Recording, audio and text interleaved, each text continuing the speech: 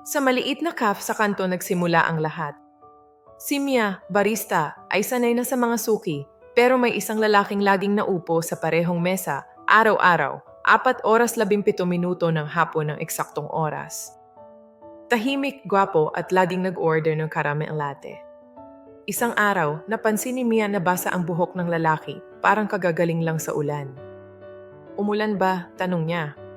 Ngumiti ang lalaki. Hindi. Nasaan ka kagabi? Hindi ka dumaan dito. Napakunot noo si Mia, day off ko po kahapon.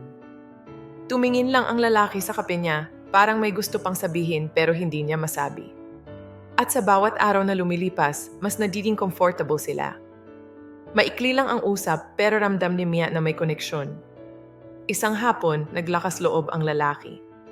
Pwede ba kitang yayain sa isang lugar? Napangiti si Mia at si Jay. Dumating sila sa isang lumang park. Tahimik. Walang tao. Bakit dito? Tanong niya. Huminga ng malalim ang lalaki. Mia, may kailangan kang malaman. Binuksan niya ang lumang lamppost at may nakasilip na ukit sa poste. Pangalan nila. May Ivan 2017, nandito na tayo dati, sabi ng lalaki. Nobyo mo ako noon. Nanlamig si Mia, hindi pwede. Wala akong maalala. Ngumiti si Ivan pero puno ng lungkot. Alam ko. Kasi noong naaksidente ka, sinabi ng doktor na baka hindi mo maalala ang mga bagong memorya. Humakbang siya palapit. Pero araw-araw, bumabalik ako sa cafe umaasang maaalala mo ako.